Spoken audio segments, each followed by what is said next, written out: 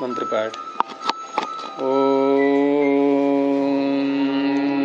सहनावतु सहनो भुनक्तु सह वीर्यं करवावहै तेजस्विनावधीतमस्तु मा विद्विषावहै। ओम शांति शांति शांति।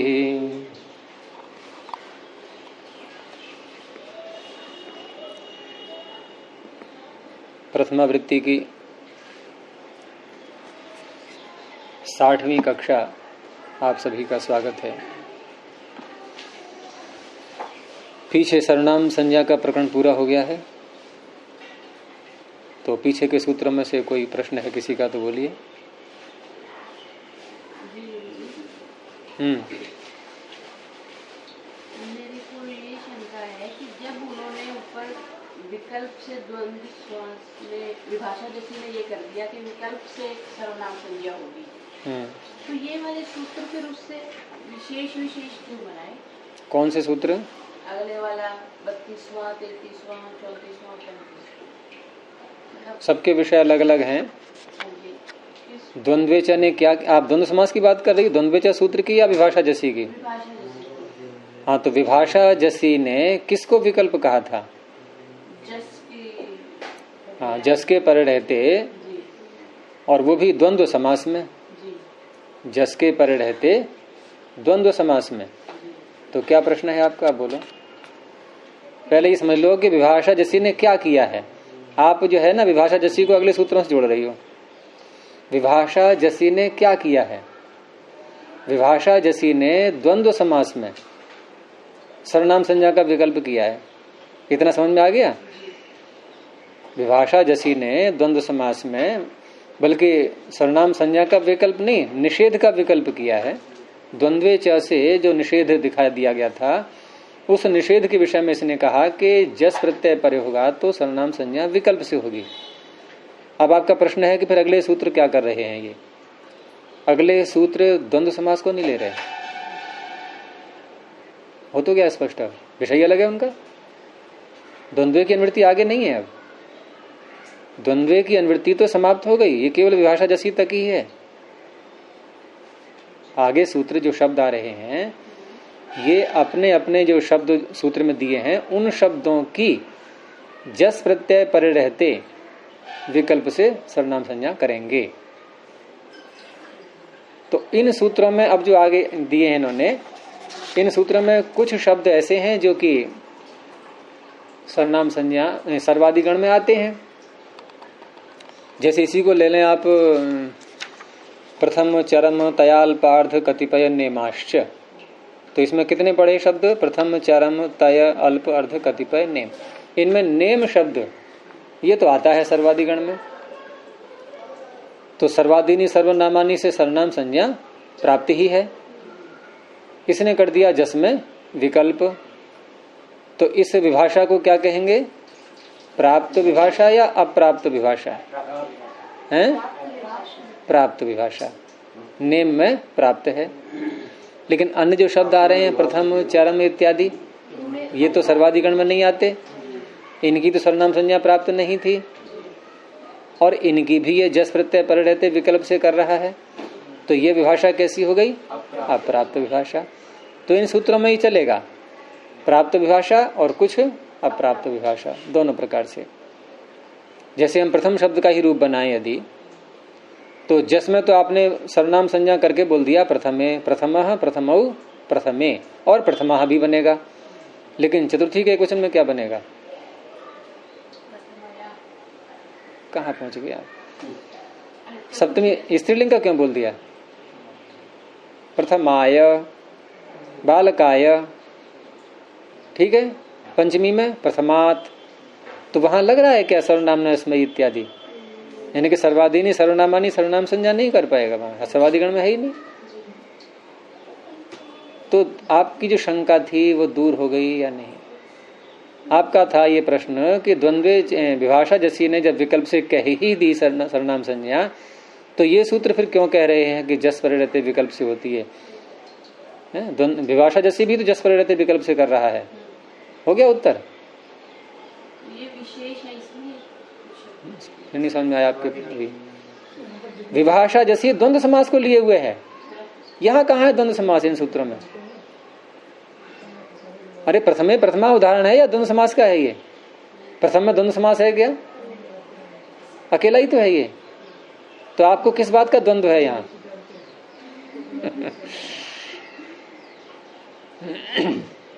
यहाँ द्वंद्व है ही नहीं, स्पष्ट है बिल्कुल। अगले वाले सूत्र में ये असंज्ञायाम क्यों कहा, इसका क्या मतलब? कहीं किसी का नाम है, नाम हो जाता है, रूढ़ बना लेते हैं शब्दों के लिए, तो वहां नहीं घटेगा ये। और फिर ये जो आप जो प्रश्न करोगे ना, ये असंज्ञा ये क्यों कहा, ये काशिका में करना प्रश्न। ये इन विषयों को यहाँ नहीं लेंगे हम अभी। ये जो है ना इति के मिति किम करके जो बातें आती हैं, ये द्वितीय वृत्ति का विषय होता है कि ये इसमें क्यों कहा को छोड़ो। आप ये कहो कि जो कह रहे हैं, बस वो बात घटनी चाहिए। तो बस इतना है कि संज्ञा में नहीं करेगा ये, असंज्ञायाम। संज्ञा में किसी का नाम है तो नहीं करेगा, बस इतना अर्थ ले लो। इन शब्दों में और असंज्ञा में ये सर्वनाम संज्ञा विकल्प से करें। हाँ, जस प्रत्यय पर रहते केवल। स्वम और स्व वाली गुरुजी को स्पष्ट में कल आपने दो बातें बताई थी। हाँ, ज्ञाति का मतलब परिवार कैसे हो गया?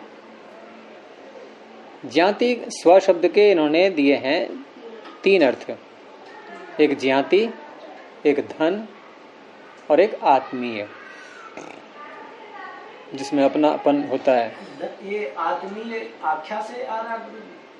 आत्मीय अर्थ जो है नहीं आख्या, हाँ नहीं आख्या तो मतलब कहना है। जैसे यहाँ है कि ज्ञाति और धन की आख्या नहीं होगी, तो तीसरा अर्थ कौन सा बचा? अच्छा, आत्मीय बन गया। आत्मीय बन गया, वो बचा हुआ, क्योंकि इसमें ऑल हो गया ना, अज्ञात धनाख्या नए तत्पुरुष समास कर दिया है। तो ज्ञाति धन के अर्थ को छोड़ दिया है, केवल एक अर्थ लिया है इसमें, आत्मीय अर्थ। आपका प्रश्न क्या है कि ज्ञाति अर्थ क्यों है स्व का? तो स्व घटता है उसमें। भाई हम किसी अपने परिवार वाले को अपना बोल रहे हैं तो स्व शब्द का प्रयोग कर लेते हैं कि ये हमारे अपने ही हैं, ये हमारे अपने परिवार के हैं, तो ज्ञाति आ गया। और ये हमारा अपना मकान है, ये हमारा अपना धन है, ये हमारी अपनी गाड़ी है, ये सब क्या है? ये धन आ गया, संपत्ति में आ गई सारी चीजें ये। तो उसमें यदि हम स्व शब्द का प्रयोग करेंगे तो ये सूत्र सर्वनाम संज्ञा नहीं करेगा। बस ये गुरुजी स्वाभाविक भी है। कई बार ऐसा होता है कि हम किसी के सामान्य व्यवहार करते हैं, अगर वो पता लग जाए कि जो बहुत ऊंचा साधक नहीं, उनकी लिए नहीं कर रहा हूँ, सामान्य व्यक्ति को अगर पता लग जाए कि हमारी गोत्र का है या हमारी जाति का है, थोड़ी बहुत आत्मीयता या लगाव उसके प्रति जो झलकता है ना, वो सत्व का ही भाव। जैसे है, अब मुझे उनको नहीं पता था कि कालवा में पढ़े हैं, मैं बाद में पता लग जाएगा कि कालवा, अच्छा आप भी कालवा में पढ़े हो, आप कौन सा साल पढ़े, इनके साथ मुझे थोड़ी आत्मीयता से पैदा होगी। इनके अंदर हम इनके प्रति तो अपनत्व की भावना उसमें आ जाती है। विदेश में आप कभी इंडियंस मिले, चाहे मुसलमान ही हो, अच्छा आप इंडिया से हो, आप कहाँ से हो, तो आत्मीय भाव पैदा होता है, वहाँ हमारा देश अपनापन आ जाता है। मुसलमान नहीं रहेगा तो वहाँ इंडियन का। और फिर व्याकरण में एक चीज और ध्यान देने की है कि हमें विशेष ध्यान किस चीज पर देना है कि जो सूत्र अधिक व्यापक हैं उन पर तो आपको ज्यादा ध्यान देना है विशेष योग्यता प्राप्त करने के लिए व्याकरण में। और कुछ सूत्र आपको इसमें ऐसे ही मिलेंगे जो आपको बड़ा सामान्य से लगेंगे, वो किसी एक शब्द पर चर्चा करने वाले, और वो भी शब्द ऐसा कि प्रयोग में देखें दुर्लभ मिल हो रहा है, ऐसे भी सूत्र आएंगे बहुत से। तो उनको ठीक है, जहाँ जैसा है समझ लिया हमने, हमारे व्यवहार में हमारे प्रयोग में वो नहीं दिखाई देगा आपको। और कुछ ऐसे आएंगे जो इतने व्यापक हैं, कदम कदम पर आपका साथ निभाएंगे, उन पर अधिक ध्यान देना है, उन सूत्रों पर। तो स्वाध्याय जो नियम में स्वाध्याय उसकी सूत्र व्याख्या करता है ये सूत्र। हाँ, उसकी व्याख्या भी ये सूत्र बहुत अच्छा। चलिए आगे, तो अव्यय संज्ञा का प्रकरण प्रारंभ करते हैं और यह अव्यय संज्ञा आपकी 5 सूत्रों में समाप्त होगी। उसमें पहला सूत्र है स्वरादि निपातम अव्ययम। 2 पद हैं इसमें, स्वरादि निपातम प्रथमैक वचनांतम अव्ययम प्रथमैक वचनांतम। जहां भी कोई गण शब्द आता है तो उसकी व्युत्पत्ति एक ही प्रकार से होती है। जैसे पीछे आया था सर्वादि, तो सर्व आदिर येषाम। यहां है स्वरादि, तो स्वर आदिर येषाम। स्वर आदि है जिनका, ते स्वरादयः, तो वो तो हो गई स्वरादि। लेकिन सूत्र में तो 2 शब्द हैं, इस एक पद में 2 शब्द हैं, निपात भी आया हुआ है, तो दोनों का द्वंद्व समास हो जाएगा बाद में। तो स्वरादि बहुत सारे हो गए, इसलिए बहुवचन लाएंगे स्वरादयश्च। निपात भी अनेक हैं और निपात आएंगे आगे, अभी नहीं आए हैं ये। निपात भी एक संज्ञा है, ये नाम है, और वो नाम जिनका रखा गया है वो बहुत से शब्द हैं, ठीक है, तो वो भी बहुत हैं। तो स्वरादयश्च निपाताश्च इति स्वरादि निपातम। अब क्योंकि बहुवचन में विग्रह किया, अंत में शब्द बन गया एक वचन का, तो ये समास कौन सा कहलाएगा? ये हो गया समाहार द्वंद्व। यदि इतर इतर द्वंद्व होता तो क्या बनता? स्वरादि निपाता अव्ययम, ये बनता सूत्र फिर। लेकिन है स्वरादि निपातम, तो द्वंद्व समास, वो समाहार द्वंद्व, और उसमें एक वचन होता है, नपुंसक लिंग रहता है। तो दोनों समास को इकट्ठा करके कैसे बोलेंगे? बहुव्रीहि कहा था पहले और फिर द्वंद्व। तो बहुव्रीहि गर्भ द्वंद्व, बहुव्रीहि गर्भ में है जिसके, ऐसा द्वंद्व, समाहार द्वंद्व। संज्ञा सूत्र है ये। संज्ञा सूत्र में प्रथमांत पद ही होते हैं, संज्ञा में भी और संजी में भी, दोनों में प्रथमा है। तो संज्ञा कौन है इसमें? अव्यय। संजी कौन है? स्वरादि निपात। तो अर्थ बन जाएगा कि स्वरादयः या स्वरादि शब्द रूपाणी निपाताश्च अव्यय संज्ञकानि भवन्ति। स्वरादि गण में जो शब्द इन्होंने पढ़े हैं, यहाँ तो नहीं है, स्वरादि गण में पढ़े हुए शब्द काशिका में मिलेंगे आपको या गण पाठ में मिलेंगे। तो स्वर, अंतर, प्रातर इत्यादि ऐसे करके पढ़े हुए हैं। तो इन सब की भी अव्यय संज्ञा और निपातों की भी अव्यय संज्ञा, 2 कार्य इसने किए। और ये सूत्र बहुत व्यापक है, क्योंकि निपात बहुत हैं, स्वरादि भी बहुत हैं, इन सब का ये अव्यय नाम रख रहा है। और अव्यय संज्ञा करने से बहुत बड़ा परिणाम आता है सामने। और अव्यय शब्द ये स्वयं भी अपने में जिस अर्थ को लिए हुए है, वो क्या अर्थ निकलता है इससे? सदृशम त्रिषु लिंगेषु। हाँ, तो बहुत सारी बातें इसमें निकल आई कि सदृशम त्रिषु लिंगेषु, 3 लिंगों में जो समान रहे, सर्वासु च विभक्तिषु, और सारी विभक्तियों में एक जैसा रहे। जैसे कोई बहुत ढीठ व्यक्ति होता है, उससे कुछ भी कहते रहो प्रभाव नहीं पड़ता उस पर। कहते हैं देखो बड़ा पका घड़ा है ये, तो बिल्कुल इतना डांट रहे हैं कोई असर ही नहीं है, इतना प्रेम कर रहे हैं तब भी असर नहीं है। बिल्कुल पत्थर की मूर्ति बना खड़ा हुआ है ये, कोई प्रतिक्रिया, कोई रिएक्शन नहीं हो रहा है। तो ये अव्यय ऐसा ही है, ये कोई प्रभाव नहीं पड़ता। सदृशम त्रिषु लिंगेषु सर्वासु च विभक्तिषु, और वचनेषु च सर्वेषु, सारे ही वचनों में वो ज्यों का त्यों विद्यमान है। यन न व्येति, जिसमें कोई भी व्यय, कोई भी परिवर्तन नहीं होता, तद अव्ययम, उसे अव्यय कहते हैं। ये तो अव्यय की परिभाषा होगी वैसी। तो इस तरह से ये संज्ञा अव्यय कैसी है? अनवर्थ संज्ञा, अनवर्थ अर्थ सहित। और कुछ होती हैं निरर्थक संज्ञाएं, जैसे पीछे आई थी घू घ इत्यादि। तो अव्यय संज्ञा का परिणाम पता ही है आपको कि अव्यय संज्ञा जब कर लेते हैं तो जो स्वाद्योत्पत्ति करके प्रत्यय आते हैं क्या? एक ही आएगा फिर तो, सु प्रत्यय आता है अकेला, उसका अव्ययादाप सुपह से लुक हो जाता है। यही तो है अव्यय का प्रयोजन। हमें यहाँ इतना ही समझना है बस अभी कि अव्यय संज्ञा का प्रयोजन अव्ययादापसुपः, जो कि दूसरे अध्याय के चौथे पाद में सूत्र है। कहाँ पर है ये? अंतिम सूत्र क्या है दूसरे अध्याय का? लुटः प्रथमस्य डारौ रसः। तो उससे पीछे देखो, मिल गया। अव्ययादापसुपः नाव्ययी भावाद अतोम्त्व पंचम्याः तृतीया सप्तम्योर बहुलम। ये तीनों सूत्र अव्यय संज्ञा से जुड़े हुए हैं।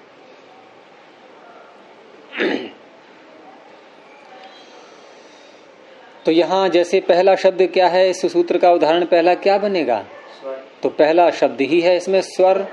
रेफांत है, ये अकारांत नहीं है। अकारांत स्वर शब्द भी होता है। उसका क्या अर्थ होता है?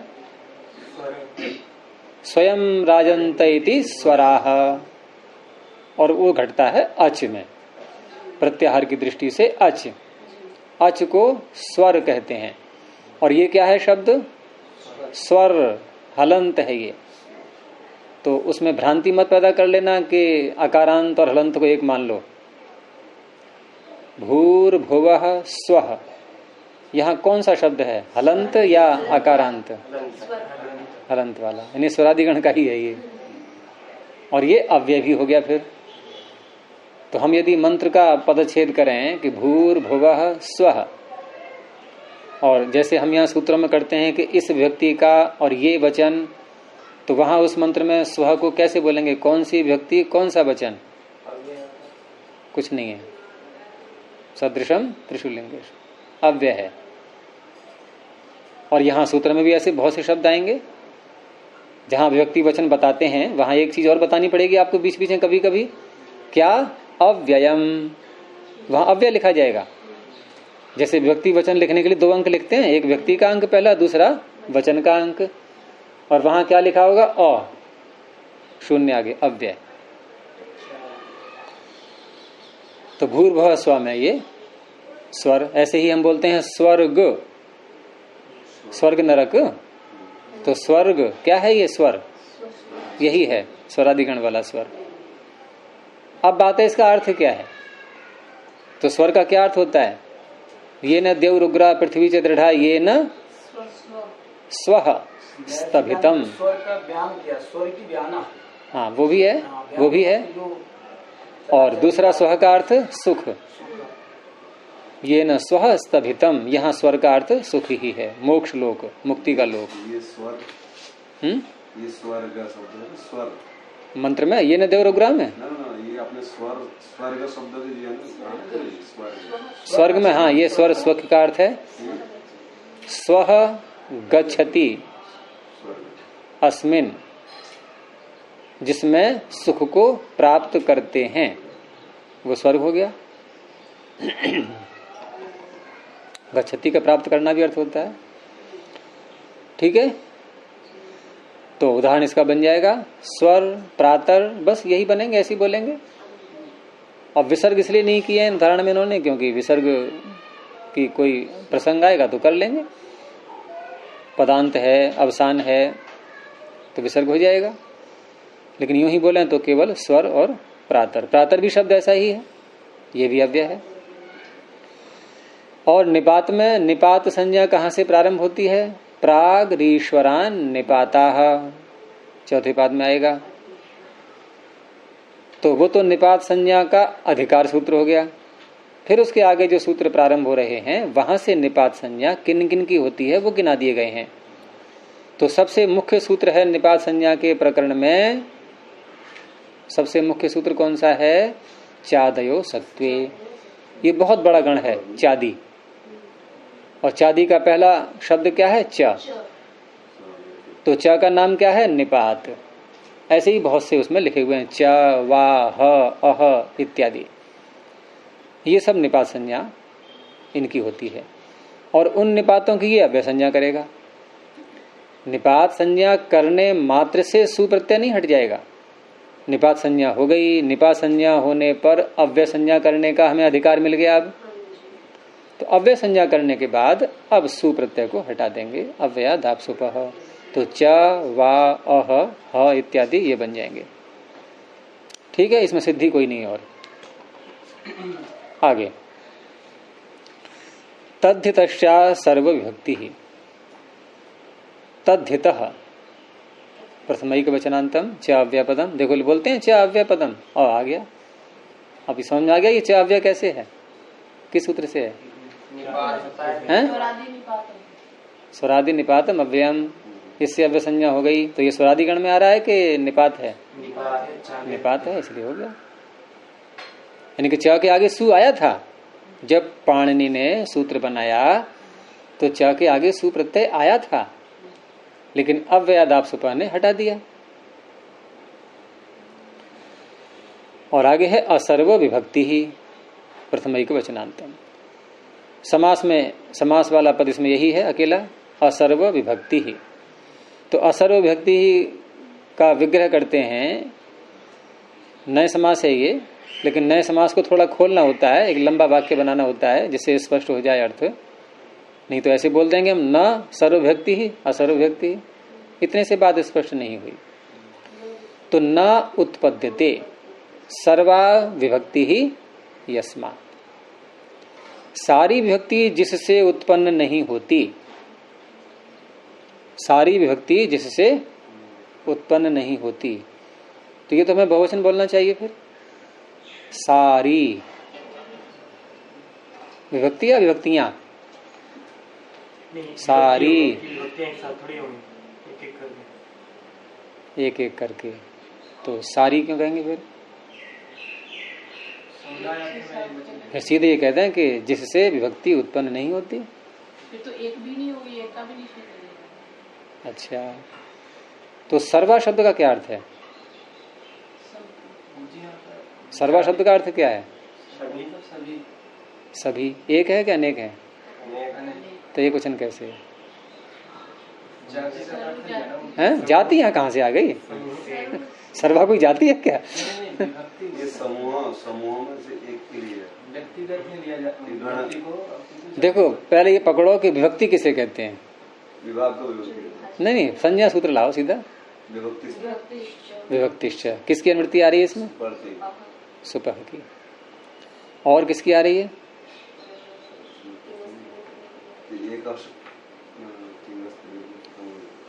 हम कहते हैं प्रथमा विभक्ति, जैसे बोला हमने। तो प्रथमा विभक्ति से क्या लेते हैं हम? क्यों लेते हैं? विभक्ति हम एक को भी तो कहते हैं, तो तीनों क्यों ले लिया हमने? प्रथमा विभक्ति का मतलब हो गया सु, द्वितीय विभक्ति का मतलब हो गया औ, ऐसे क्यों नहीं ले लेते? तो वहां जो है त्रीणी त्रीणी भी शब्द साथ में है, यानी कि तीन का नाम हो गया एक विभक्ति। समझ में आ गया? सु औ जस, अम औट शस, ये जो तीन तीन का त्रिक है, ये इनका एक एक का नाम, एक त्रिक का नाम विभक्ति। तो एक त्रिक एक विभक्ति, ठीक है। अब वो त्रिक चाहे पहला हो, दूसरा हो, तीसरा हो, कोई सा भी हो। जैसे हमने तत्र शब्द बनाया, तो तत्र में हम सप्तमी विभक्ति लाते हैं और उसके स्थान पर तरल कर देते हैं। या अन्य कोई भी शब्द ले लें, जितने ही बनाते हैं तद्धित प्रत्यय करके, और वहां बाद में फिर सु लाते हैं अंत में जाकर के, औ नहीं लाते, जस नहीं लाते, जबकि ये पूरी विभक्ति, पूरा त्रिक जो है ये पूरा विभक्ति है, उसकी ओर संकेत है कि न उत्पद्यते सर्वा विभक्ति, यानी पूरी। अब सर्वा का अर्थ क्या हो गया? पूरी विभक्ति। अब पूरी में तीन आ रहे हैं, तो तीन पूरे नहीं आएंगे, जिसके आगे एक आएगा कोई सा। तो ये एक त्रिक का अंदर में एक वचन। यहाँ सर्वा से आप ये मत लो कि सु से लेकर के सुप तक इन सारी में से जो कोई नहीं आता है वो छोड़ दो आप उसको। एक त्रिक में से तीनों नहीं आते, एक आता है। तो ये है सर्वा विभक्ति, पूरी विभक्ति, पूरा पूरा अर्थ लेना है सर्वा का, सब नहीं, पूरा। तो पूरी विभक्ति जिससे उत्पन्न नहीं होती है, न उत्पद्यते सर्वा विभक्ति यस्मात् सह, तो वह शब्द क्या कहलाएगा? अब ये समास जो हमने नए के साथ में किया है, ये तत्पुरुष समास है या बहुव्रीहि समास है?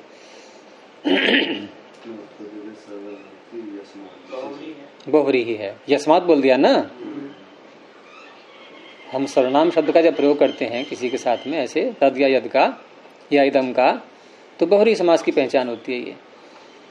तो उसे कहेंगे असर्व विभक्ति ही। और ये किसका बनेगा विशेषण? तो सूत्र में क्या शब्द है? तद्धितः। तद्धितः एक वचन है, इधर असर्व विभक्ति भी एक वचन है। तो तद्धित कैसा होना चाहिए? प्रश्न ये है, तद्धित कैसा होना चाहिए? असर्व विभक्ति ही। लेकिन तद्धित, यहाँ तद्धित से अर्थ यहाँ तद्धित प्रत्यय नहीं लेना है, तद्धित प्रत्ययांत। तद्धित का अर्थ है तद्धित प्रत्ययांत। प्रत्यय जहां होता है तो अंत विधि होती है, उसमें अंत ग्रहण कर लेते हैं साथ में। तो तद्धित प्रत्यय जिसके अंत में है ऐसा कोई शब्द, और उस शब्द से पूरी विभक्ति नहीं आती, उसका एक अंश आता है, ठीक है, तो वो हो गया असर्व विभक्ति ही तद्धित प्रत्यांत शब्द। उसकी अव्यय संज्ञा करेगा ये, तद्धित प्रत्यांत की अव्यय संज्ञा करेगा। लेकिन वह तद्धित प्रत्यांत कैसा हो कि जिससे पूरी विभक्ति नहीं आती। तो असर्व विभक्ति तद्धित प्रत्यांत अव्यय संज्ञको भवति। हो गया। अब इसके उदाहरण है यहाँ पर, ये सब तद्धित प्रत्यांत के ही बनेंगे, वही उदाहरण आएंगे। तो ततः यतः तत्र यत्र तदा यदा सर्वदा सदा विना नाना, ये सब इसके उदाहरण हैं।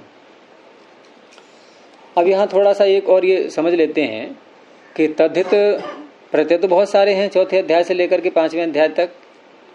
लेकिन व्याख्याकारों ने इन तद्धित प्रत्ययों में से गणना कर दी है। इसमें व्याख्या में गणना ये कर दी गई है कि ऐसे कितने तद्धित हैं कि जिनको हमने किया किसी शब्द से और वो शब्द ऐसा बन गया कि उसे सारी विभक्ति आ ही नहीं सकती, तो ऐसे तद्धित कितने हैं। तो ये अलग अलग स्थानों में हैं। तो आप पुस्तक निकालो पहले अष्टाध्यायी, और उसमें एक एक जो है को निशान लगा लो, चाहे अपना देखते जाओ, उसके लिए उसमें आपको सरलता रहेगी। तो पहला तो निकालो 5वें अध्याय का 3रा पाद, और 3रे पाद में सूत्र है 7वां। तो एक इन्होंने संग्रह करने के लिए इनका कुछ वाक्य बना दिए हैं।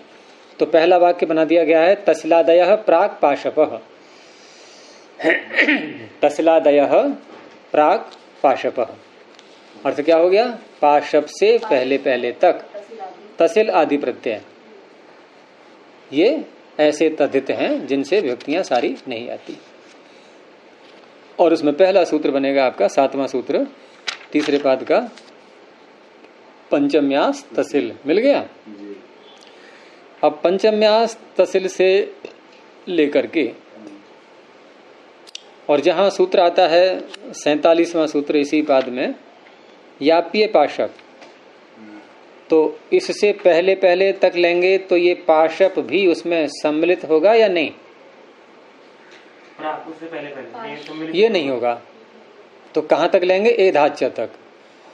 तो आपको अब क्या चिन्ह लगाना है कि पंचम्यास तहसील से लेकर के ए धाच्य 46 संख्या पर ये जितने प्रत्यय आ गए बीच में, अब ये जब भी जिस शब्द से आएंगे तो वो शब्द अव्यय अवश्य बनेगा।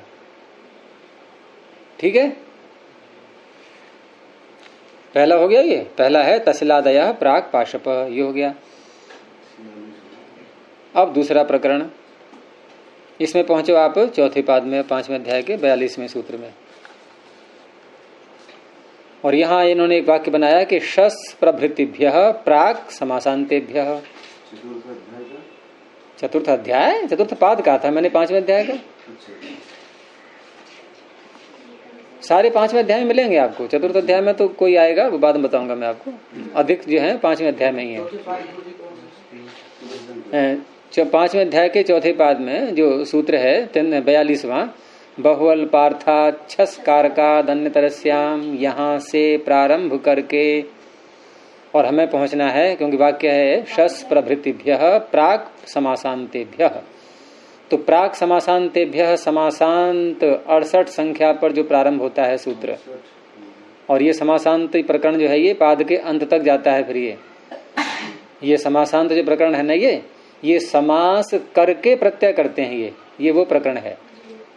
तो उससे पहले पहले तक कहाँ तक? मद्रात परिवापणे, यहां तक जितने प्रत्यय कहे गए हैं वो प्रत्यय जिससे करेंगे हम, जिस शब्द से, उसकी भी अव्यय संज्ञा हो जाएगी। बहुअल्पार्था छस्कार का दंतरस्याम से। और पीछे हमने उदाहरण बनाया भी था, सर्वशः बनाया था नहीं पीछे, सर्वे सर्वस्मयी सर्वस्मात् सर्वस्मिन् सर्वेषाम सर्वकः, सर्वादीनी सर्वनामानी का उदाहरण। और वहां सर्वशः नहीं, संख्या वाले में बहुगण वतुरति संख्या, वहां की बात हो रही है। बहुगण वतुरति संख्या, वहां पर बहुशः ये था उदाहरण। तो बहुशः में बहु शब्द से शस प्रत्यय किया था। यहीं जो आगे सूत्र है संख्यिक वचनाच्य वीपसायाम, इससे किया था। और वहां अव्यय संज्ञा करके सुप का लुक किया था, सु का। तो इस तरह से बहुअल पार्था छस्कार का दंतरस्याम से लेकर के और मद्रात परिवापणे तक ये भी ऐसा प्रकरण है कि ये प्रत्यय जब भी हो जाएंगे तो वहां भी अव्यय संज्ञा होगी। ये 2 प्रकरण हो गए। अब तीसरा भी 5वें अध्याय में देखिए।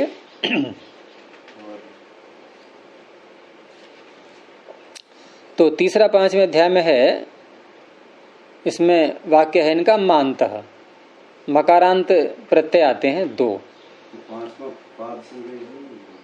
हाँ जी, 5वें अध्याय का 4था पाद और 12वां सूत्र निकालिए। मिल गया? किमेत तिंगव्यय नहीं, अमुचा छंदसी, ये तो 12वां हो गया। और उससे पहले 11वां भी है। ये दोनों ही सूत्र हैं। किमेत तिंगव्यय घादाम व द्रव्य प्रकर्षे, किमेत तिंगव्यय घाद आमु, ये आमु है, उ अनुबंध है, आम बचता है इसका। और दूसरा अगले सूत्र में है अमु, अमु का बचता है अम। तो ये आम और अम, ये दोनों प्रत्यय कैसे लग रहे हैं आपको? मकारांत। तो ये दोनों मकारांत प्रत्यय जिस शब्द से भी किए जाएंगे उसकी भी अव्यय संज्ञा हो जाएगी। तो ये 2 प्रत्यय हैं केवल यहाँ पर, अम और आम। ऐसे ही 2 प्रत्यय एक और भी स्थान पर आ रहे हैं, और ये मिलेंगे आपको। एक मिलेगा उसमें 4थे अध्याय में,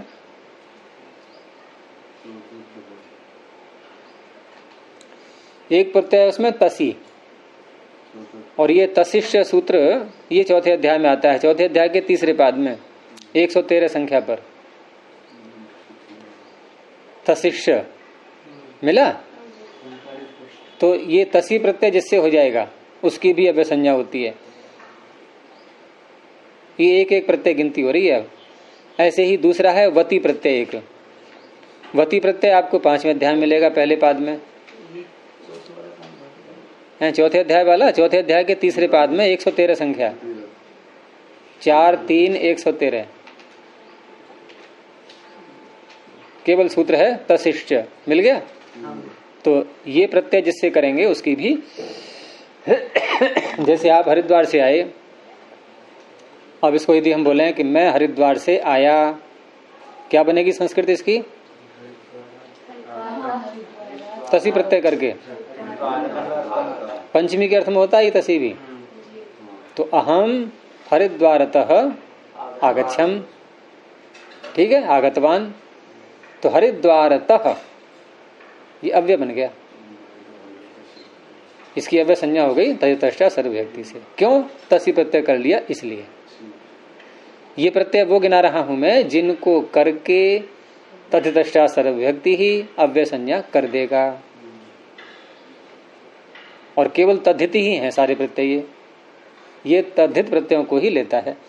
तो तसी हो गया। एक और प्रत्यय है वती, और वती 5वें अध्याय में ही आएगा, और ये है 5 1 114 तेन तुल्यम क्रिया चेद वती ही। ये तुल्य अर्थ में होता है, जैसे ब्राह्मणवत, क्षत्रियवत, समान समान जो बोलते हैं ना, ब्राह्मण के समान, ब्राह्मणवत, तो ये भी अव्यय बन जाएगा, इसके रूप नहीं चल सकते ब्राह्मणवत के। ऐसे नहीं बोलेंगे ब्राह्मणवत, ब्राह्मणवतौ, ब्राह्मणवत, ऐसे नहीं बोल देना। तो ये तसी और वती दो प्रत्यय हो गए। और एक प्रकरण है इसमें जो 5वें अध्याय के 4थे पाद में ही है, 17 संख्या पर निकालो सूत्र। इसमें पहला प्रत्यय तो है कृत्वसुच, संख्याया क्रियाभ्या वृत्तिगण ने कृत्वसुच, ये यहां से प्रारंभ होता है 4थे पाद में। 5, 4, 17 मिल गया। और कृत्वसुच के आगे फिर सुच आ रहा है। कृत्वसुच के आगे सुच है, फिर एक से सकृत है, फिर विभाषा बहुर्धा धा है ये, बस ये 4 सूत्र। ये जब कोई प्रत्यय करेंगे तब भी शब्द की अव्यय संज्ञा हो जाएगी। हो गया, यानी विभाषा बहुर्धा तक।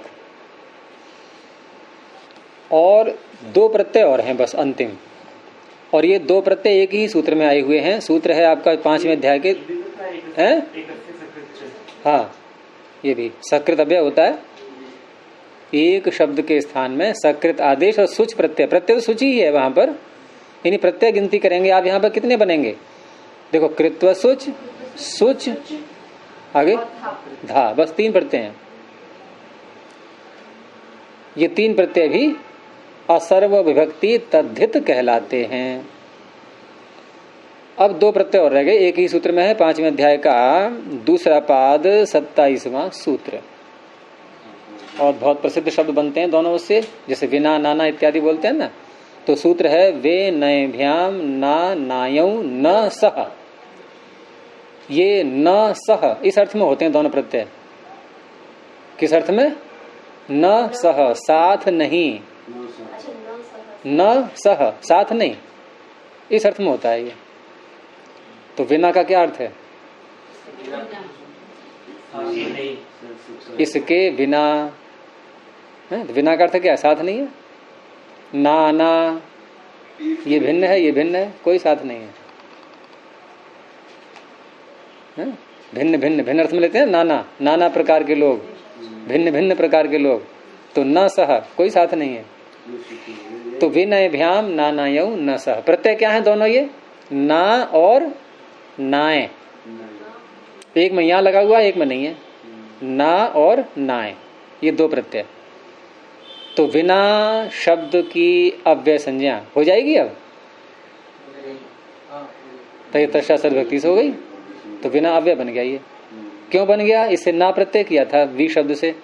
ये सूत्र क्या कहता है? 2 प्रत्यय हैं, 2 ही शब्द हैं। वी से ना और नय से नाय, वी से ना, नय से नाय। तो वी से ना करने में तो कोई उलझन नहीं है, वी और ना जोड़ दो और अव्यय संज्ञा कर दो, बात समाप्त हो गई।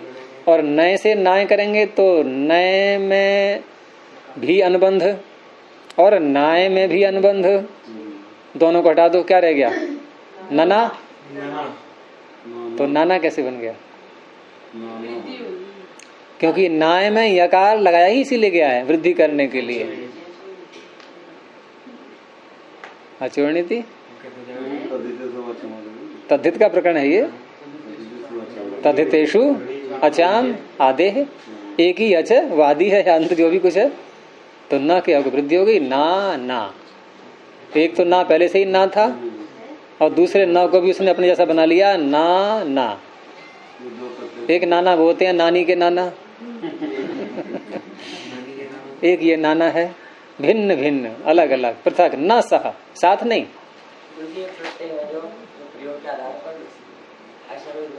वो तो मैंने कल भी परसों विषय उठाता, ये वेदों में ये शब्द आते हैं, और पाणिनि ने उन शब्दों में छिपे हुए नियम जो ईश्वर ने प्रयोग किए उनको सूत्र में ढाल दिया, बता दिया कि ऐसे ऐसे नियम हैं ये। बस पाणिनि शब्द रचना नहीं कर रहे, रचित शब्दों को खोल रहे हैं। तो विनय भ्याम नानायु न सह, बस इतने ही है सारे ये। इतने प्रत्यय जब भी आएंगे तो उस शब्द की अव्यय संज्ञा ये सूत्र करेगा, बस ये इसका काम है। ठीक है। तो अब इसमें हम इसकी सिद्धि देख लेते हैं कि पहला शब्द क्या है इसमें, ततः है। ततः यतः तत्र यत्र तदा यदा सर्वदा सदा विना नाना। जब मैं काशिका पढ़ता था ना, मैंने रट रखी थी काशिका भी, तो वो वाक्य उभर आते हैं जो कहता हूँ। बहुत सारी काशिका रटी मैंने, रटने की बहुत बड़ी बीमारी थी। महाभाष्य रटना प्रारंभ कर दिया। आचार्य जी बोले कहाँ तक रटते रहोगे, क्या क्या रटोगे, फिर छोड़ दिया बाद में। तो पहले है ततः शब्द। तो ततः शब्द को कैसे बनाएंगे, प्रारंभ कहाँ से करेंगे, मूल शब्द क्या है, तद। तद यद इत्यादि शब्द होते हैं ना, जिनकी सर्वनाम संज्ञा होती है, सर्वादिगण में आते हैं सारे ये। तो तद शब्द की प्रातिपदिक संज्ञा प्रारंभ यहीं से होता है सदा। अर्थवत धातुर अप्रत्ययः प्रातिपदिकम, यद्यपि ये उणादि कोश में बनाया गया है, लेकिन जब मैंने कहा ना कि हम प्रकृति प्रत्यय पर ध्यान नहीं देते, तो अर्थवत सूत्र से प्रातिपदिक संज्ञा कर लेंगे। अब आप धातु से लेकर के चलोगे तो फिर आपको कृतज्ञ समासाश्रय बैठा हुआ है दूसरा, वो करेगा। फिर यहां मूल शब्द हमने तद मान लिया और प्रातिपदिक संज्ञा करके, और फिर ज्ञा प्रातिपदिकाद के अधिकार में अब आप कहीं भी जा सकते हैं। तो तद शब्द से हम पहले विभक्ति लाएंगे ngसी प्रत्यय, स्वाद्योत्पत्ति करेंगे, हमें पंचमी का अर्थ लेना है तो आप पंचमी विभक्ति ही लाएंगे, तो ngसी प्रत्यय आ गया, तद ngसी। अब यहां पर हम दो प्रकार से प्रयोग कर सकते हैं इसको, कि या तो तद ngसी से आगे की प्रक्रिया संपन्न करके शब्द बन जाएगा तस्मात, ngसींगे हो स्मात, इसमें लोग अर्थ वही रहेगा, उससे, वहां से।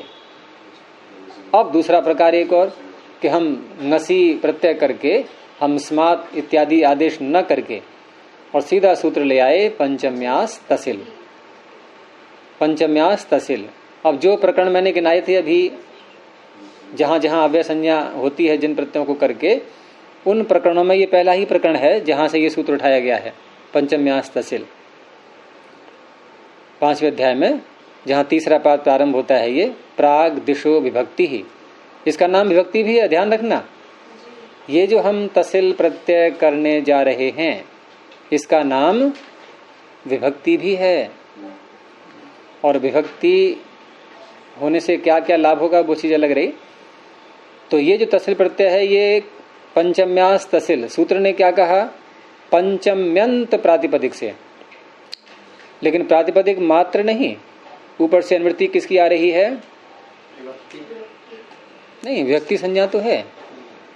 किन शब्दों से ये प्रत्यय करेंगे, पंचम यहां तो बोल दिया, लेकिन वो पंचम्यंत कौन कौन से होने चाहिए, मतलब कौन से शब्द, जैसे हमने बालक बोला तो बालक ngसी, क्या कर ले यहां पर पंचम्यास तसिल, बालक ngसी तो बन जाएगा बालकतः। तो फिर हमें सीमा बांधनी पड़ेगी ना। तो देखो क्या है सूत्र उसके ऊपर, और ऊपर चलो, और ऊपर चलो, चलते जाओ ऐसे ही। दूसरा सूत्र पकड़ो, बहुत देर हो जाएगी आपको पहुंचते पहुंचते ऊपर। अर्थात ये जो प्रकरण प्रारंभ हो रहा है, इस प्रकरण में आने वाले प्रत्यय किन किन शब्दों से हो सकते हैं वो गिना दिए गए इसमें, किम, सर्वनाम और बहु। उसमें कुछ छोड़ भी दिए गए, द्वि आदि, द्वि आदि को छोड़ दिया गया है। इनके अतिरिक्त जो अन्य शब्द हैं उनसे, तो ये जो तद शब्द है ये किस श्रेणी में आ रहा है, इसमें से सर्वनाम, सर्वनाम है ये। तो इन प्रातिपदिकों से जब ये पंचम्यंत होंगे तब तसिल प्रत्यय होता है। तो क्या स्थिति बनेगी अब क्या स्थिति बनी, हाँ, तद ngसी तसिल। अब क्या होता है अगला कार्य, हम जब कोई तदित प्रत्यय करते हैं तो सबसे पहले प्रातिपदिक संज्ञा, सुपो धातु प्रातिपदिक, ये बीमारियां पहले हटाते हैं सारी, ngसी को हटा दिया। और दूसरी बात ध्यान रखनी है कि ये जो प्रत्यय आया है तसिल, ये पंचम्यंत प्रातिपदिक से आया है। तो इसका अर्थ है कि पंचमी का अर्थ तसिल में प्रविष्ट हो गया। जो अर्थ पंचमी से निकलता है, अपादाने पंचमी, अपादान कारक है ये, और ध्रुवम पाय अपादानम, अलग होना, ये जो अर्थ निकलता है पंचमी का, ये तसिल प्रत्यय ने अपने में ले लिया। और जब कोई अर्थ किसी प्रत्यय में प्रविष्ट हो जाता है तो उस अर्थ को कहने के लिए दोबारा फिर और कोई प्रत्यय नहीं आएगा, इसलिए अब पंचमी नहीं आ सकती इससे। ngसी का अर्थ तसिल में आ गया। अब जो बना है हमारे सामने तद और तसिल, ये जो शब्द बना है, इसके आगे अब पंचमी नहीं आएगी। क्यों? पंचमी से पंचमी क्यों नहीं आएगी पंचमी? पंचमी का अर्थ हो गया तसिल में, उक्तार्था नाम अप्रयोग। तो तद तसिल यहां तक बना, तसिल का अनुबंध हट जाएगा, क्या रहेगा? तस। तो तद तस ये स्थिति है। अब जो मैंने कहा था यहाँ पर कि ये जो प्रत्यय हैं इस प्रकरण में 5वें अध्याय में, ये तीसरे पाद में, इनका नाम विभक्ति भी है। तो तस का नाम क्या हो गया? विभक्ति। अब विभक्ति नाम है तो फिर विभक्ति वाला कुछ कार्य तो हम करेंगे यहाँ पर। तो विभक्ति के अधिकार में पहुंच जाओ। कहाँ है विभक्ति का अधिकार? अष्टन आ विभक्तौ, 7वें अध्याय का दूसरा पाद, तीसरा कॉलम, बीच में लगभग मिल गया। 7वें अध्याय का दूसरा पाद, तीसरा कॉलम। अभी देर लग रही है क्या? 84 संख्या पर अष्टन आ विभक्तौ, यहां से विभक्तौ की अनुवृत्ति प्रारंभ होती है। और ये नहीं, अंत तक नहीं, हलिलोपा तक, यहां तक जाती है ये 113 तक। ये पूरा विभक्ति का प्रकरण है। अर्थात ये आगे के सूत्र ये अपना कार्य कब करेंगे? कब करेंगे? सप्तमी विभक्ति कौन सी है इसमें? विभक्तौ में विभक्ति कौन सी है? विभक्तौ में विभक्ति कौन सी है? सप्तमी। परे रहते। अब फिर प्रश्न, ये अगले सूत्र अपना कार्य कब करेंगे? सप्तमी शब्द क्यों ले लिया? विभक्तौ का अर्थ क्या है? विभक्ति परे रहते, बस। तो ये सूत्र अपना कार्य कब करेंगे? जब, बस सीधी सी बात है, विभक्ति परे होनी चाहिए कोई सी भी। तो इन्हीं में से एक सूत्र है त्यदादि नाम अह, ये 102 संख्या पर। त्यदादि नाम, त्यदादियों के स्थान में अह अकार आदेश होता है। कब? बस। तो तस व्यक्ति परे है, तो तद शब्द को अकार आदेश हो गया। हाँ, इसलिए विभक्ति परे है। हैं? कौन सा? हाँ, संज्ञा सूत्र भी है, अधिकार सूत्र भी है, दोनों है। आगे जाता जाएगा, प्रत्यय का नाम विभक्ति रखता जाएगा, तो आगे जाता जाएगा, ये अधिकार वाली बात हो गई। नाम रखता जाएगा, ये संज्ञा वाली बात हो गई। तो इस तरह से तद शब्द के आगे तस प्रत्यय विभक्ति नाम है, इसलिए त्यदादि नाम से तद के स्थान में आकार हो गया। अब तद के स्थान में आकार है तो क्या, कहाँ होगा ये? अलोन्त्यस्य। कोई भी आदेश जब होता है तो अलोन्त्यस्य सामान्य सूत्र है, जब तक कोई अपवाद न लगे उसका। तो तद के दकार को आकार हुआ है। ये स्थिति क्या बन गई अब? त, अ और तस। अब ये जो त और अ हैं, तो लगना चाहिए अकह सवर्ण दीर्घ है कि नहीं? लेकिन अकह सवर्ण दीर्घ का अपवाद अतो गुणे। यदि अपदांत आकार से उत्तर अ ए ओ में से कोई वर्ण आ जाए, गुण आ जाए, तो पूर्व और पर के स्थान पर क्या होता है? पर रूप या पूर्व रूप? गुण नहीं होता है।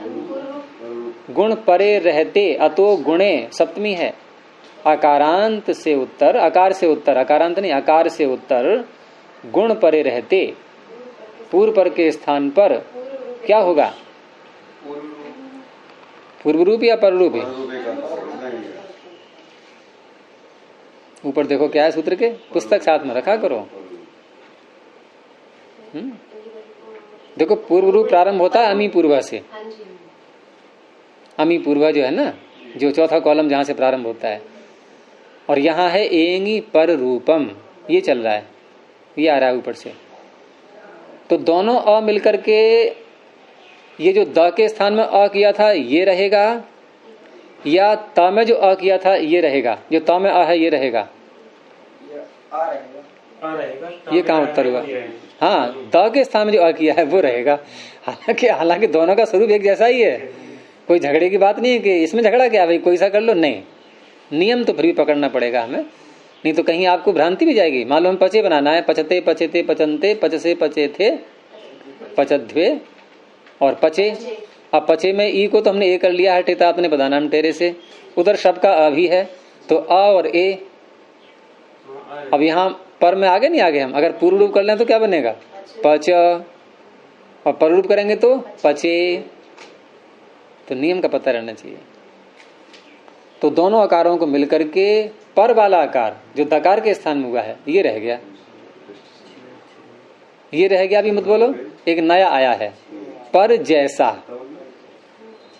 पर रूप, पर जैसा आया, नया नया मानना होता है इसमें, वही रह गया, ऐसे नहीं, पर जैसा। तो बन गया, क्या बन गया? त बन गया, त और द का भी अ, त और अ मिला के त, और आगे प्रत्यय वो अलग है तस, तो त और तस। अब जोड़ दो ततस। अब ततस में यहां जब इतना बन गया तो फिर प्रातिपदिक संज्ञा तो इसकी पहले कर ही चुके थे हम, और फिर ज्ञाप प्रातिपदिक अधिकार में स्वाद्योत्पत्ति होनी है। अब स्वाद्योत्पत्ति होगी तो यहाँ न तो कोई इसमें कारकत्व है, न ही कोई इसमें वचनत्व है, न लिंगत्व है, कुछ भी नहीं है। अब तो उस अवस्था में प्रातिपदिकार्थ लिंग परिमाण वचन मात्रे प्रथमा आ ही जाएगी। अब प्रथमा तो आ गई, लेकिन प्रथमा में 3 प्रत्यय हैं, सु औ जस। अब प्रश्न उठता है कि यहाँ पर सु लाएं कि औ लाएं कि जस लाएं, तो क्या लाएंगे? अब इसमें एकत्व द्वित्व बहुत वाली बात ही नहीं है कुछ भी। तो इस तरह से सु तो आ ही जाना है। अब सु आया लेकिन औ नहीं आ पाया, जस नहीं आ पाया, तो सूत्र को इसको मौका लग गया। इसने कहा कि देखो सारी विभक्ति तो आप ला नहीं पाए, इसमें पूरी विभक्ति का थोड़ा सा अंश सु ही तो ला पाए, इसलिए मैं इसका नाम रखूंगा अब अव्यय। इसने अव्यय नाम रख दिया, तो जैसे तैसे करके तो सु लाए भी थे, वो भी गायब हो गया, वो भी भाग गया। अव्यया दाप सुपह हटा दिया गया उसको, यहां तेरा काम नहीं है। तो फिर वही रह गया ततस, सु तो आया चला गया, फिर ततस। अब ततस जब रह गया तो इस सकार के स्थान में ये पद संज्ञा तो है ही इसकी सुप्तिंगंतम पदम से, तो पदस्य के अधिकार में स सजुषो रूह और रेप को विसर्जनीय ततः। अर्थ क्या बन जाएगा? जो तस्मात का अर्थ है वही इसका अर्थ है। तो वहां भी अर्थ करते हैं वहां से ऐसे करके। ऐसे यत शब्द से क्या बन जाएगा? यतः, सब वही कार्य होने हैं, कोई भेद नहीं है इसमें। तो ततः यतः, ऐसे ही सप्तमी विभक्ति लाएं यदि इसी में, तो वहां पर ngसी के स्थान पर आप कर लो, ngसी न ला करके कौन सा लाएंगे फिर? ङी। तो ङी लाएंगे तो लग जाएगा सप्तम्यास्त्रल, अभी लगाया था पंचम्यास्तसिल, तो सप्तम्यास्त्र से त्रल आ जाएगा, त्रल का त्र बचेगा, तो तद ङी और त्र, ङी हट जाएगा बाद में, तद त्र, और त्र का नाम है विभक्ति, विभक्ति होने से तदादि नाम से आकार हो गया, अतोगण से पररूप, तो त्र तत्र बन गया। फिर सुप्रत्यय लाएंगे, तैतशास्त्र विभक्ति से अव्यय संज्ञा, अव्ययादाप से हट जाएगा। ऐसे ही यद शब्द से यत्र, तत्र, यत्र। आगे है तदा, तो तदा शब्द में यहां भी तद शब्द है और प्रत्यय वही आया सप्तमी का। अब सप्तमी का प्रत्यय आया तो आप कहेंगे फिर तो यहां सप्तम्यास्त्रल लगना चाहिए, लेकिन सप्तम्यास्त्रल का भी अपवाद है एक सूत्र। वो कहता है सप्तमी का तो अर्थ रहेगा, सप्तमी की अनुवृत्ति तो उसमें भी जा रही है, लेकिन वो एक विशेष अर्थ को ले रहा है। वो कहता है यदि काल अर्थ लेना है आपको, समय, तो फिर तरल नहीं, आपको दा करना पड़ेगा। सर्वई कान्य, और उसमें शब्द गिना भी दिए गए हैं कि सारे नहीं है, कुछ ही हैं। सर्व एक अन्य किम यत तद, सर्वई कान्य किम यत तदह काले दा। सूत्र है आपके सामने, कहाँ है? उंगली रखो, सूत्र है ही नहीं। सर्वई कान्य किम, तीसरे कॉलम में, सर्वई कान्य किम यत तदह काले दा। सर्व एक अन्य किम यत तद, इतने प्रातिपदिकों से। कब? सप्तम्यंत होने पर। किस अर्थ में? काल अर्थ में दा प्रत्यय होता है। यानी हमें अगर विग्रह करना हो तदा का तो कैसे करेंगे? तस्मिन काले। और तत्र का विग्रह करना हो तो केवल तस्मिन। वो एक सामान्य सूत्र हो गया, वो सब जगह घटेगा, सप्तमी का जहां भी जो अर्थ निकल रहा है। इसने काल वाला इसने छीन लिया कि काल में दा होगा, तो तदा का अर्थ हो जाता है उस समय में, उस काल में, ये अर्थ निकलता है इससे। इसने दा कर दिया, आगे की प्रक्रिया सब वैसी ही रहेगी। तद और दा है, दा की विभक्ति संज्ञा, दा को अ हो गया, अतो गणे, त दा, और अव्यय संज्ञा होने से सु हट जाएगा, तदा। ऐसे यस्मिन काले यदा, तदा यदा। और एक सर्व शब्द से यदि करेंगे हम, तो सर्व शब्द से दा प्रत्यय, सर्वस्मिन काले, इस अर्थ में, तो उसमें यहां एक कार्य और भी है, इसी प्रकरण में यह सूत्र वो, कि सर्व शब्द के आगे जब दा प्रत्यय आता है, दकार आता है, तो सर्व शब्द के स्थान में विकल्प से स आदेश हो जाता है। स, सर्वस्य शून्य तरस्याम दी। छठा सूत्र है, छठा। सर्वस्य सह, सर्वस्य सह, सर्व शब्द के स्थान में स आदेश, अन्य तरस्याम विकल्प करके, कब? दी, दकार परे रहते। तो दकार परे मिल गया, दा प्रत्यय आ गया। तो सर्व के स्थान में स करेंगे तो किसके स्थान में होगा ये? कितने के स्थान में? नहीं, सर्व के स्थान में स किया तो कितने के स्थान में होगा? लो अंत्य से लगेगा। स में दो अल हैं, सकार और अकार, अनेकाल हो गया, तो अनेकालशित सर्वस्य, सर्व के स्थान में हो रहा है और सर्व के स्थान में हो गया। नहीं आया समझ? सर्व के स्थान में स हो रहा है, तो किसके स्थान में करें? सर्व के स्थान में। उलझन आ रही है? समझ में आ गया? पहला सर्व, सर्व शब्द, दूसरा सर्व पूरे के स्थान में, तो स हो गया, स दा, सदा। और दूसरा ही बन जाएगा, विकल्प से किया है ना, सर्वदा। दोनों शुद्ध हैं, सर्वदा भी और सदा भी। आगे वही है विना नाना, जो बना रहे थे, अभी हम बना ही चुके हैं। तो वी शब्द है ये, और प्रातिपदिक ये भी है, अर्थवान है ना, अर्थव धातु प्रत्यय प्रातिपदिकम, अर्थवान होने से यहाँ पर भी न्या प्रातिपदिकाद के अधिकार में, और विनयभ्याम ना नायऊ न सह, यहाँ अर्थवान होने पर भी स्वाद्युत्पत्ति नहीं दिखाते हैं, इसमें कोई आवश्यकता नहीं पड़ती है, क्योंकि कोई किसी व्यक्ति का अर्थ ही नहीं निकल रहा है, केवल न सह, इस अर्थ में ना और नाए ये दो प्रत्यय कर लेते हैं। जैसे हम पीछे अब तक करते आ रहे थे कि एक प्रत्यय लाते हैं, सु इत्यादि कोई सा भी, उसके बाद फिर तदित प्रत्यय ला करके प्रातिपदिक संज्ञा करते हैं, फिर सुपो धातु लगाते हैं। लेकिन कुछ शब्द ऐसे होते हैं जहां प्रत्यय आ ही नहीं पाता, जैसे वी है। अब वी से हम कैसे करेंगे स्वाद्युत्पत्ति? कोई अर्थ ही नहीं निकल रहा है। और लाना अगर आग्रह है भी लाने का, तो आप सु ला सकते हैं और कुछ नहीं, और वो हट जाएगा फिर सुपो धातु है, के बाद में सु लाकर हाँ, समर्थवान बनाया जाए, बस। तो उस तरह से कर सकते हैं, लेकिन प्रायः दिखाते नहीं, इसको कोई महत्व नहीं है उसका। इसलिए हमें असल में प्रयोजन क्या है व्याकरण का? शब्द साधुत्व, बस वो मुख्य बात है, वो ध्यान में रखनी होती है। और बाकी तो अन्य प्रक्रियाएं तो औपचारिक प्रक्रियाएं हैं सब।